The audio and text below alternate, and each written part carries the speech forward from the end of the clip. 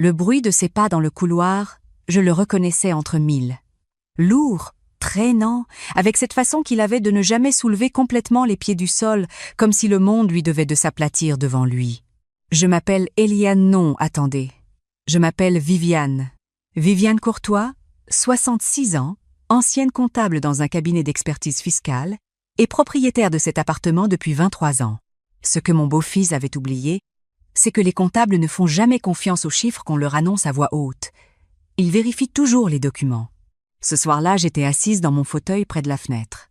Pas le grand fauteuil du salon, non le mien, celui que j'avais rapporté de chez ma mère quand elle est partie. Un vieux Voltaire, en velours bordeaux que j'avais fait retapisser 2 fois et qui me connaissait mieux que n'importe quel médecin. Je lisais. Pas un roman, rien de romanesque. Je lisais le relevé de charges de la copropriété parce que depuis quelques mois, les montants ne correspondaient plus à ce que j'avais en tête et que personne ici ne semblait s'en préoccuper. La fenêtre était entr'ouverte. On était en octobre, le genre d'octobre parisien qui sent les feuilles mouillées et le pain chaud de la boulangerie d'en bas. Ma fille était dans la cuisine. Je l'entendais ouvrir et fermer des placards, ce bruit familier qui m'avait accompagnée pendant toute son enfance. Noémie. Elle avait 38 ans ce printemps, elle travaillait dans les ressources humaines d'une enseigne de prêt, à Portée, et depuis 3 ans et demi elle vivait ici avec son mari. 3 ans et demi. Je n'avais pas compté les jours au début. C'est venu tout seul ce décompte comme viennent toutes les choses qu'on essaie d'ignorer. La porte d'entrée s'est ouverte sans qu'on sonne, sans qu'on frappe, comme chaque soir. Mon beau-fils est entré avec l'aisance de quelqu'un qui rentre chez lui. Ce qui, techniquement, selon les textes de loi français, n'était pas le cas. Il s'appelait Franck. Grand, les épaules larges, avec cette moustache qu'il entretenait avec beaucoup plus de soin qu'il n'en accordait à ses obligations. Il travaillait dans l'événementiel, enfin, c'est ce qu'il disait. En 3 ans et demi, j'avais vu passer 4 employeurs différents et des périodes de entre 2 projets, qui s'étiraient parfois sur plusieurs mois. Il a posé ses clés sur le buffet de l'entrée. Mes clés d'ailleurs. Le double que j'avais fait faire pour Noémie à leur arrivée et qu'il avait pris sans que je le lui propose jamais. Il a traversé le couloir et passé devant moi sans dire bonsoir et s'est installé sur le canapé du salon. Il a allumé la télévision. Fort, trop fort. Le genre de volume qui n'est pas une habitude mais une déclaration. J'ai levé les yeux de mon relevé. Noémie est sortie de la cuisine avec 2 assiettes. Elle lui en a tendu une. Il l'a prise sans la regarder. Elle s'est assise à côté de lui, les épaules légèrement rentrées, et j'ai vu comme je voyais depuis des mois, sans vouloir nommer ce que je voyais, j'ai vu ma fille se faire toute petite à côté d'un homme qui ne lui avait jamais demandé de s'agrandir. J'ai voulu reprendre ma lecture. Je n'y arrivais plus. Le son de la télévision remplissait tout l'espace, rebondissait sur les murs que j'avais peints en 2008 avec mon mari pendant un long week-end de novembre, ce bleu-gris que tout le monde trouvait trop sombre et qui me semblait exactement juste. Mon mari est parti 8 ans après, pas vers une autre femme, vers une maladie qui n'a pas pris la peine de prévenir. Il m'a laissé l'appartement, mes habitudes, et une solitude qui avait fini par avoir sa propre texture, presque douce, presque vivable. C'est Noémie que j'avais invitée à s'installer. Noémie seule, après sa rupture avec le père de ses enfants, non, elle n'avait pas d'enfants. C'est ce qu'il était facile d'oublier quand on regardait comme elle maternait cet homme assis sur mon canapé. Je les avais accueillis tous les 2 parce qu'on n'accueille pas sa fille en disant à son compagnon de rester dehors. Parce que j'étais comme ça, généreuse jusqu'à ce que la générosité ressemble à une faiblesse. J'allais retourner à mon relevé quand Franck a baissé le son. J'ai cru un instant qu'il avait fait un effort, et puis il s'est tourné vers moi. « Vous comptez rester là à nous surveiller toute la soirée ?» Sa voix était polie en surface. Juste en surface. « Je lis, ai-je répondu. Dans le salon. C'est mon appartement. » Il a souri. Pas un vrai sourire. Le genre de sourire qu'on fait quand on dit une chose et qu'on en pense une autre. Noémie et moi, on aimerait bien avoir un peu d'espace le soir, vous comprenez. On rentre du travail, on est fatigué. C'est pas très agréable d'avoir quelqu'un qui vous regarde manger. Je regardais mon relevé de charge. Pas eux. On vous a dit d'utiliser votre chambre, non? Vous êtes bien là-bas, vous avez votre télé. J'ai regardé ma fille. Noémie avait les yeux fixés sur son assiette. Elle a pris une fourchette, elle a mangé une bouchée, elle n'a rien dit. Ce silence-là, ce silence précis de ce soir d'octobre, c'est lui qui a tout changé. Pas les mots de Franck, je savais les ignorer depuis longtemps. Mais le silence de Noémie, ce silence dans lequel elle avait choisi de rester, tranquillement assise, à manger sa bouchée pendant qu'on me demandait de disparaître de mon propre salon. Je me suis levée. Mes genoux ont craqué. Ils craquent toujours maintenant. Une petite protestation mécanique contre le temps qui passe. Je n'ai rien dit.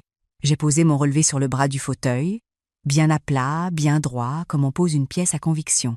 Je suis allée dans ma chambre, pas parce qu'il me l'avait demandé, parce que j'avais besoin d'être seule pour penser clairement, et que les gens comme Frank consomment tout l'oxygène d'une pièce. J'ai ouvert le tiroir du bas de ma commode. Derrière les pulls pliés, je range mes documents importants derrière les pulls pliés depuis 1987. C'est une habitude qui m'a été transmise par ma mère, qui la tenait de la sienne. J'ai sorti une chemise cartonnée. Bordeaux, avec une étiquette blanche sur laquelle j'avais écrit à la main « Appartement ». Je l'ai ouverte. Le titre de propriété était là, évidemment, mais ce n'était pas ce que je cherchais ce soir. Ce que je cherchais, c'était la confirmation de ce que je savais déjà. Il n'existait aucun contrat de location, aucune convention d'occupation, aucun document signé entre Frank, Noémie et moi. Il vivait ici sous ce que le droit appelle un prêt à usage verbal, une tolérance. Et une tolérance, ça se retire. Je me suis assise sur le bord du lit. J'ai regardé le plafond un moment, puis j'ai pris mon téléphone sur la table de nuit. Dans mes contacts, sous la lettre M, il y avait un nom que je n'avais pas appelé depuis 2 ans, Maître Lefranc. Pas un ami, une connaissance professionnelle, un avocat spécialisé en droit immobilier que j'avais croisé lors d'un séminaire fiscal il y a une dizaine d'années et avec qui j'avais échangé des cartes de visite en me disant qu'on ne sait jamais. On ne sait jamais, effectivement. Il a décroché à la 2e sonnerie, ce qui m'a surprise. « Maître Lefranc, bonsoir. Je vous appelle peu être à une heure inconvenante. Madame Courtois. »« Non. Je travaille encore. Que puis-je faire pour vous ?» J'ai expliqué. Brièvement, précisément, sans me perdre dans les émotions 25 ans de comptabilité, ça apprend à aller à l'essentiel. Occupation sans titre contractuel depuis 3 ans et demi. Aucun loyer perçu. Aucune contribution aux charges. Et ce soir, une demande verbale de quitter mon propre salon. Il y a eu un silence de sa part. Un silence professionnel, pas un silence gêné. Vous souhaitez une mise en demeure ? Je souhaite que les choses soient claires sur le plan juridique, ai-je dit. Qu'est-ce que j'ai comme levier ? Il m'a expliqué, simplement. En France, une personne hébergée sans contrat ne bénéficie d'aucune protection locative. Elle peut être invitée à partir avec un préavis raisonnable en général, 1 mois pour un hébergement de courte durée, mais rien n'empêchait de formaliser la chose par courrier recommandé. Surtout si l'hébergement avait jusqu'ici reposé uniquement sur une tolérance de ma part, sans aucune contrepartie financière. Je peux faire préparer une lettre de reprise de jouissance pour demain matin si vous le souhaitez. Mon associé, Maître Wertz, peut se charger de la remettre en main propre. Oui, ai-je dit. Faites ça. J'ai raccroché. Je me suis regardée dans le miroir de la commode. Une femme de 66 ans, les cheveux blancs coupés courts, une veste en laine beige sur une chemise bleue. Je n'avais pas l'air dangereuse. J'avais l'air d'une grand-mère qui fait des mots croisés et donne des conseils sur les chaussures confortables. C'est exactement ce que Frank avait cru voir. Il avait eu tort. J'ai pris mon manteau dans la penderie. Mon sac le grand, en cuir brun, celui que je réserve pour les démarches importantes. Et j'ai glissé la chemise bordeaux dedans. J'ai attrapé mon trousseau de clés, le principal, pas le double. Je suis repassée devant le salon. La télévision était toujours allumée. Noémie avait posé son assiette sur la table basse et s'était calée contre l'épaule de Frank. Elle ne m'a pas regardé passer. J'ai ouvert la porte d'entrée. J'ai enfilé mon manteau dans le couloir. « Vous sortez à cette heure-ci » C'était Frank, la tête à demi tournée vers moi, pas assez pour me regarder vraiment. « Bonne nuit » ai-je dit. Et j'ai fermé la porte. L'air de la rue était froid et propre. Il y avait encore des gens sur le trottoir, des couples qui rentraient dîner, un homme avec un chien, 2 jeunes filles qui riaient de quelque chose sur leur téléphone. La vie ordinaire d'un soir d'octobre à Paris. J'ai marché jusqu'à l'avenue principale et j'ai pris un taxi. Le chauffeur était un homme d'une 50aine d'années qui avait la radio allumée sur une station de jazz. Ça m'a semblé de bon augure. « Hôtel Beausejour, rue des Martyrs, s'il vous plaît. » Je connaissais cet hôtel depuis longtemps. Pas de luxe ostentatoire, mais propre, bien tenu, avec un personnel discret et des chambres qui sentaient bon la lavande. Quand mon mari était encore là, nous y avions parfois réservé une chambre pour des amis de province. C'est drôle, les endroits qu'on garde en mémoire sans savoir pourquoi.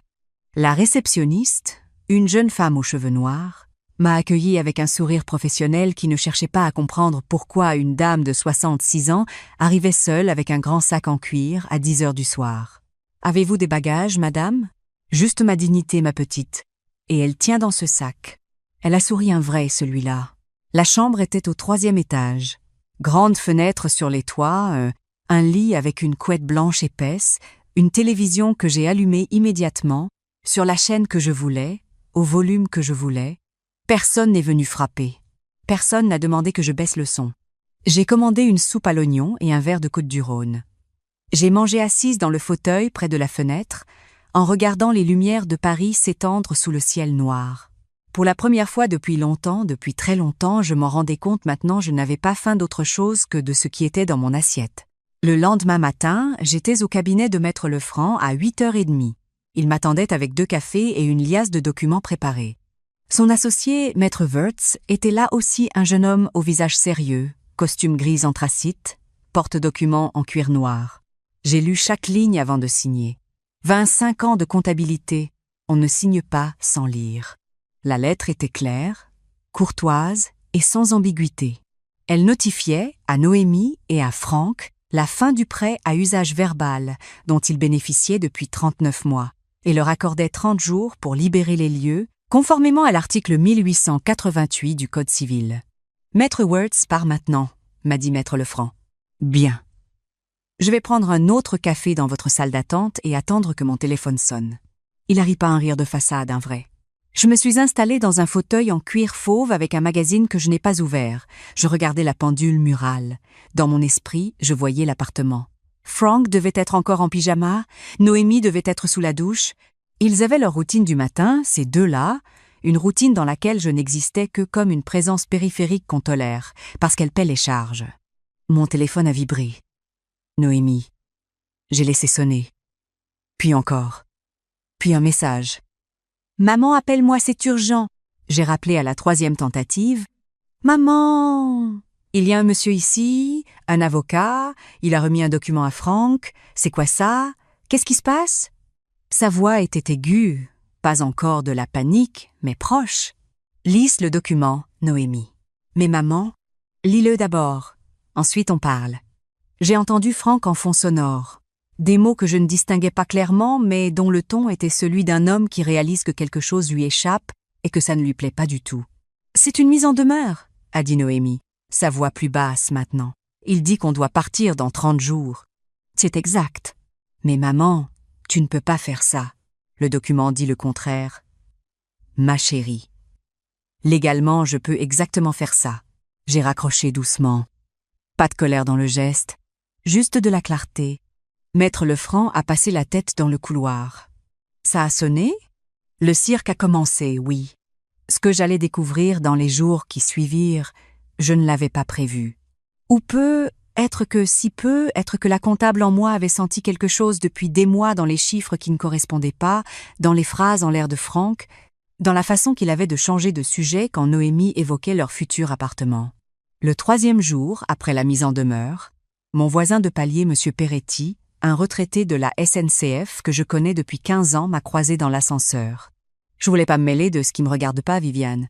Mais votre gendre, là enfin, je sais que c'est délicat. Dites-moi, Monsieur Peretti, il y a 3 semaines, j'ai reçu par erreur un courrier qui lui était destiné. L'adresse, c'est la vôtre. J'aurais dû le lui donner directement, mais j'étais pas là, alors j'ai glissé un mot sous votre porte et j'ai mis l'enveloppe dedans, sauf que je l'ai pas vu vous la transmettre. Je me suis souvenu de l'enveloppe. Une enveloppe Kraft, format A4, que j'avais trouvée dans le couloir et posée sur le buffet de l'entrée. Franck l'avait prise ce soir-là sans commentaire. Vous savez de qui ça venait? Monsieur Peretti a hésité. C'était un organisme de recouvrement. J'ai pas fait exprès de voir, mais le nom était imprimé sur l'enveloppe. Dans l'appartement, j'ai ouvert le tiroir du buffet de l'entrée. Il ne rangeait pas grand-chose là. Dedans, c'était un tiroir que personne n'utilisait vraiment. Un de ces tiroirs fourre-tout où les clés orphelines et les piles usagées finissent leur vie. Et là, glissé derrière un bloc de post-it, une liasse de papier pliée en 3. Je ne fouille pas dans les affaires des autres. Je veux que ça soit clair. Mais ces papiers étaient dans mon tiroir, dans mon entrée, et l'enveloppe avait été adressée à mon domicile. J'ai déplié les feuilles. C'était une mise en demeure d'un organisme de crédit à la consommation, montant dû 18 400 €. Et, agrafée derrière, une lettre d'un deuxième créancier, 7 200 €. Et encore une, d'un courtier en ligne. Les relevés d'un compte de trading sur lequel Frank avait investi et perdu l'essentiel d'une somme que j'estimais, au bas mot, à 30 000 € sur les 18 derniers mois. J'ai posé les feuilles sur la table de la cuisine. Je me suis fait un café. J'ai réfléchi. Ce n'était pas la somme qui me frappait, c'était la date. 18 mois. Pendant 10 à 8 mois, Frank avait perdu de l'argent sur des plateformes de trading en ligne pendant que Noémie et lui me parlaient de leur projet d'appartement, de leur rapport en cours, de leur futur. Pendant que je payais les charges, l'électricité, l'abonnement Internet sur lequel il passait ses soirées, et les courses dans lesquelles je glissais toujours un peu trop parce que je n'avais pas eu le cœur de ne nourrir que moi-même, j'ai rappelé Maître Lefranc. Ce soir-là, Noémie est venue frapper à ma chambre. Je savais que ça arriverait, elle arrivait toujours en deuxième, après la tempête, avec son visage de petite fille et sa façon de s'excuser d'exister. « Tu peux entrer », ai-je dit. Elle s'est assise sur le bord du fauteuil. Elle avait l'air fatiguée. Pas la fatigue d'une soirée, la fatigue d'une longue période passée à ignorer des choses qu'on ne veut pas voir. « Maman, je comprends que tu sois fâchée. »« Je ne suis pas fâchée, Noémie. » Elle a levé les yeux, surprise. « Je suis lucide. Ce n'est pas pareil. Il y a un avocat qui nous demande de partir en 30 jours. Frank dit que c'est illégal, que tu n'as pas le droit. »« J'ai exactement le droit, ai-je dit. C'est pour ça qu'il y a un document signé par un officier ministériel, pas par moi. Mais on n'a nulle part où aller. L'apport, on est en train de le constituer. » J'ai posé sur la table basse les feuilles que j'avais trouvées dans le tiroir. Je ne les ai pas commentées. Je les ai juste posées là, face à elle. Le silence a duré longtemps. Noémie a pris les feuilles. Elle les a lues. J'ai vu le moment exact où la compréhension est arrivée, ses épaules qui s'affaissent, une expiration lente, les yeux qui restent fixés sur le chiffre en bas de page. « Il m'a dit que l'investissement rapportait », a-t-elle murmuré. « Il m'a dit qu'on aurait l'apport d'ici la fin de l'année. »« Je sais, Noémie. C'est pour ça que tu as demandé la mise en demeure ? Tu savais ? » ?»« Non. J'ai demandé la mise en demeure parce que ton mari m'a demandé de quitter mon salon, et que toi, tu n'as rien dit. J'ai trouvé ces documents après, par hasard. Mais ça ne change pas ce que j'avais déjà décidé. » Elle a posé les feuilles sur la table. Elle a regardé ses mains. « Je savais pas, maman. Je te jure que je savais pas. »« Je te crois. Alors pourquoi tu nous mets dehors ? Si c'est lui le problème. » »« Parce que, Noémie. » J'ai dit ça doucement mais fermement. « Parce que tu étais là ce soir. Parce que tu as regardé ton assiette pendant qu'on me demandait de disparaître dans ma propre maison. Pas parce que tu voulais me blesser, je sais que tu ne voulais pas, mais parce que c'est plus simple avec lui de ne pas regarder. Et ça, ma fille, ça dure depuis 3 ans et demi. » Elle a pleuré. Pas bruyamment, Noémie a toujours pleuré silencieusement, depuis toute petite, comme si elle n'osait pas prendre de la place même dans sa peine. « J'ai peur de me retrouver seule. »« Tu ne seras jamais seule. Mais tu ne peux pas rester dans une situation qui te rapetisse. Tu le sais. » Et l'appartement, 30 jours, c'est 30 jours pour réfléchir, pas seulement pour faire des cartons. La réunion chez Maître Lefranc a eu lieu le lendemain. Frank était arrivé avec une posture de combat costume qu'il portait de travers, cravate trop serrée, téléphone qu'il a posé ostensiblement sur la table comme s'il allait filmer quelque chose. Noémie s'était assise un peu en retrait, les mains croisées sur ses genoux. J'étais au bout de la table. Maître Lefranc à ma droite. Frank a commencé par l'attaque frontale, évidemment. « Ce que vous faites est une expulsion déguisée. On a des droits. Ça fait 3 ans qu'on habite là, on a une situation de fait, la loi nous protège. »« Non, » a dit Maître Lefranc calmement. « Elle ne vous protège pas. Je comprends que c'est ce que vous avez lu sur Internet cette nuit, mais le droit au maintien dans les lieux concerne les locataires qui ont un bail. Vous n'avez pas de bail. Vous avez une tolérance. Et la tolérance a été retirée. On peut prouver qu'on contribue aux charges. On a des virements. Aucun virement régulier n'a été retrouvé sur le compte de ma cliente. Madame Courtois a bien voulu vérifier ses relevés. Si vous souhaitez produire des preuves contraires, votre avocat pourra les soumettre. Vous avez un avocat ? Frank n'avait pas d'avocat. C'est une manœuvre d'intimidation, a-t-il dit. Mais sa voix avait perdu de sa certitude. Les documents d'un organisme de recouvrement pour 18 400 € en sont une autre, ai-je dit. Et les 7 200 € du second créancier. Et la perte sèche de 30 000 € sur une plateforme de trading en ligne. Ce sont vos intimidations à vous, Frank. Vous les avez portés dans mon appartement pendant 1 an et demi sans le dire à votre femme. Noémie a levé la tête. Frank a serré la mâchoire. C'est une mauvaise passe. Le marché, a dit Noémie. Sa voix était différente, pas tremblante, plate et froide, comme quand quelque chose se fige. Tu m'as dit que l'argent de ma mère grand, l'héritage, tu le plaçais pour nous. Noémie, c'est pas le moment. L'héritage de ma grand-mère. 30 000 euros. Tu l'as mis là-dedans? Le silence qui a suivi était d'une autre nature que tous les silences du soir d'octobre. C'était le silence de quelque chose qui se cassait proprement, sans bruit. J'ai regardé ma fille, elle regardait son mari, et dans ce regard, j'ai vu la femme que je lui avais appris à être pas soumise, pas résignée, simplement en train de décider. J'ai rangé mes documents dans ma chemise bordeaux. Vous avez 30 jours, ai-je dit. Pendant ces 30 jours, l'Internet reste coupé, j'ai suspendu l'abonnement hier après-midi. La ligne fixe également. Si vous avez besoin d'Internet pour vos démarches, Noémie, tu peux venir travailler dans ma chambre. Frank, pour les démarches professionnelles, je vous suggère le cybercafé de la rue Lépic. Il est ouvert jusqu'à 21h. Il a failli dire quelque chose. Il a choisi de ne rien dire. C'était la première décision sensée qu'il prenait en ma présence. Je me suis levée. Et la carte de crédit supplémentaire que vous utilisez pour les courses, ai-je précisé en regardant Frank, pas Noémie. Frank, j'ai appelé ma banque ce matin. Elle est désactivée depuis 11h. Les 30 jours ont eu la texture de quelque chose qui se défait lentement. Pas de scène, pas de cris, Frank avait compris que les éclats ne changeraient rien ici. Il rentrait tard, repartait tôt, évitait de me croiser. Noémie, elle, venait me voir le soir. Pas pour me supplier de revenir sur ma décision, elle ne m'en a pas reparlé. Elle venait s'asseoir dans ma chambre et on parlait d'autre chose. De son travail, de sa grand-mère, de la recette de la tarte aux poireaux que j'avais arrêté de faire, parce que Frank ne mangeait pas de poireaux. Le 20e jour, elle m'a dit qu'elle avait trouvé un studio. Pas dans le même quartier, un peu plus loin, vers le 19e arrondissement.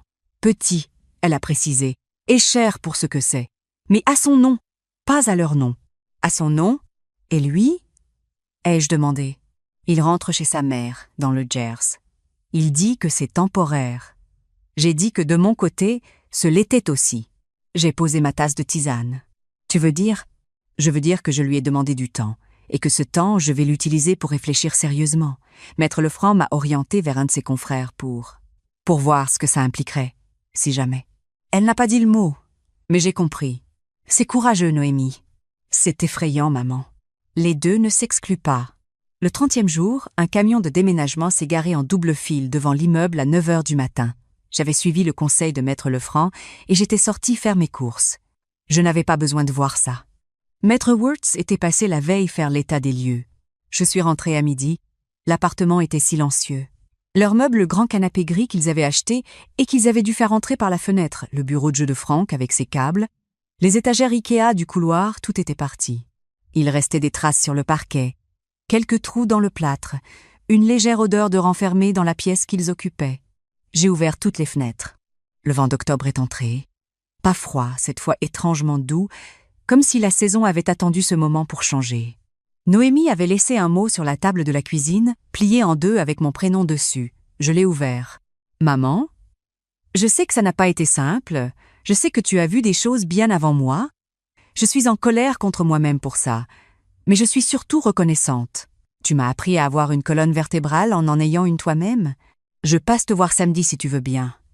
Noémie. » J'ai gardé ce mot dans la chemise bordeaux, à côté du titre de propriété. Le peintre est venu la semaine suivante. J'avais choisi un verre sauge, pas le même que l'ancien propriétaire avait mis dans les années 90 et que j'avais recouvert en 2001, non. Un verre franc, lumineux, qui ne s'excuse pas d'être là. J'ai rappelé mes amis. Yvette habitait maintenant à Montrouge, Geneviève à 2 rues de chez moi, je l'avais un peu perdu de vue parce que Frank, quand il était là, avait une façon de remplir l'espace qui rendait les visites compliquées. Trop de bruit, trop de présence, trop d'insinuations sous-jacentes sur le temps qu'une belle-mère devrait, normalement, passer dans sa chambre. Elles sont venues un jeudi après-midi. Geneviève a apporté des financiers, Yvette une bouteille de Sancerre blanc qu'elle avait mise au frais depuis le matin. « Tu as l'air différente », a dit Geneviève en posant son manteau sur le Voltaire Bordeaux. « Je suis chez moi. Tu l'as toujours été. »« Oui, mais là je le sens. » On a joué aux cartes jusqu'à la nuit tombée. Le volume de nos voix n'était limité par personne. On a ri de choses pas très importantes et de quelque chose importante. Yvette, qui avait traversé une histoire similaire avec son gendre 10 ans plus tôt, elle avait choisi de se taire. Elle y pensait encore m'a regarder avec quelque chose dans les yeux que je n'arrivais pas tout à fait à nommer. « Je t'envie un peu, tu sais. C'était terrifiant, Yvette. J'ai eu peur d'avoir tort. Et si tu avais eu tort? » J'ai réfléchi. J'aurais eu tort. Mais j'aurais quand même eu ma réponse. Le samedi suivant, Noémie est arrivée avec un sac de courses. Pas pour me demander de cuisiner pour elle. Elle a posé le sac sur le plan de travail et elle a dit « Je fais la soupe. Tu veux bien m'apprendre la tienne, celle aux lentilles corail que tu fais l'hiver ?» On a cuisiné ensemble pendant 1 heure. Elle m'a parlé du studio, la fenêtre donne sur une courette. C'est sombre le matin mais calme. Elle a ouvert un compte bancaire séparé. Elle refait des heures supplémentaires. Franck a appelé, a-t-elle dit en remuant la soupe. Et je l'ai laissé parler. Puis je lui ai dit que j'avais besoin de temps et que je le rappellerais quand j'aurais décidé. C'est bien. Il dit que c'est ta faute. Évidemment, elle a souri un petit sourire qui n'avait rien de triste. Il dit que tu lui as lavé le cerveau. Avec quel produit, tu crois? Le Sancerre blanc ou le droit immobilier? Elle a ri. Un vrai rire, sonore, surpris de lui-même. Le soir, après son départ, je me suis assise dans mon Voltaire Bordeaux. Les murs Versailles me regardaient. L'appartement sentait la lentille corail et le laurier. Dehors, la rue avait ce bruit particulier du samedi soir, ni trop fort ni trop doux. J'ai allumé la télévision.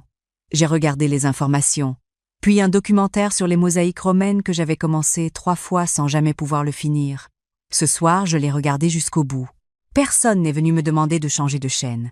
J'ai éteint à ma propre heure. Quand je me suis levée pour aller me coucher, j'ai remarqué quelque chose que je n'avais pas vu depuis longtemps, mon ombre sur le mur du couloir, dans la lumière du couloir.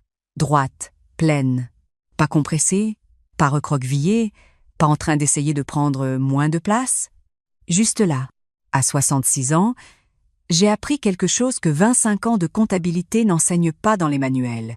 La générosité sans réciprocité n'est pas une vertu. C'est un contrat à sens unique que l'autre partie finit toujours par interpréter à son avantage. Et quand ce contrat devient toxique, on ne le renégocie pas avec des mots doux, on le résilie proprement, légalement, sans haine et sans honte. Mon appartement m'appartient. Pas parce que mon nom est sur le titre de propriété, bien que ce détail ne soit pas sans importance, mais parce que chaque mètre carré de ces murs a été gagné avec du travail, protégé avec du courage, et habité, enfin, avec la tranquillité qu'on mérite quand on a passé une vie entière à en donner aux autres. J'ai fermé la lumière du couloir.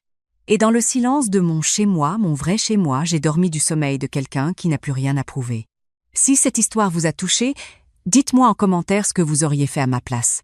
Et ne manquez pas la prochaine vidéo, elle vous surprendra, je vous le promets. Ce qui m'a le plus surprise dans toute cette histoire, ce n'est pas ce que Franck a dit. Ce n'est pas non plus la mise en demeure, ni le chiffre écrit en bas de ses relevés de dette. Ce qui m'a surprise, c'est la vitesse à laquelle les choses se sont clarifiées une fois que j'avais décidé de regarder la réalité en face. Pendant 3 ans et demi, j'avais choisi de ne pas regarder. Pas par naïveté, une comptable de 25 ans n'est pas naïve, mais par amour.